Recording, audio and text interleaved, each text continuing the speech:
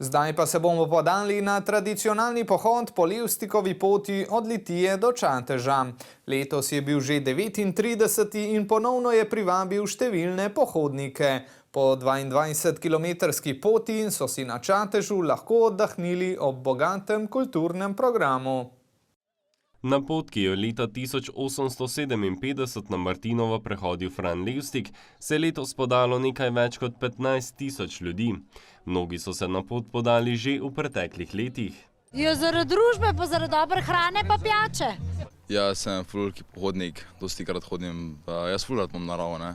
Sploh pa take velike brege, ta pot mi je bila ful fajn, res. V bistvu zato, ker je neka tradicija, zato, ker sem iz okolice doma, pa zato, da nekaj naredim za svojo kondicijo. To je pač spomin na našega Levstika, pa veselo martinovanje od Litije do Čateža in to že daj.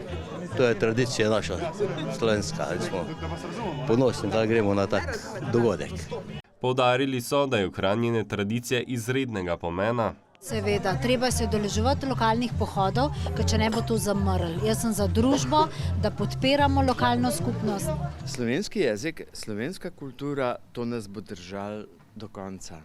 Pomen ohranjanja tradicije pa je na cilju izpostavila tudi slavnostna govornica, trebanjska županja.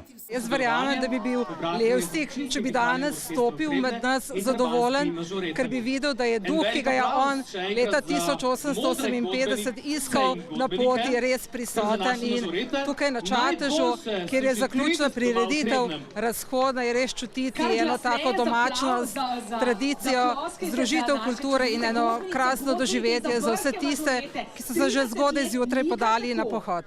Med gosti je bila tudi 28. slovenska vinska kraljica. Levstikova pot je nekaj posebnega in vesela sem, da to v bistvu združuje v Čatežu z martinovanjem. To gre z roko v roki. In ja, obisk je res velik, lepo je videti ljudi, da se podružijo in se tudi v bistvu zanimajo za kulturo in za slovensko tradicijo. V bogatem kulturnem programu razhodnje je nastopila tudi folklorna skupina s Korčule.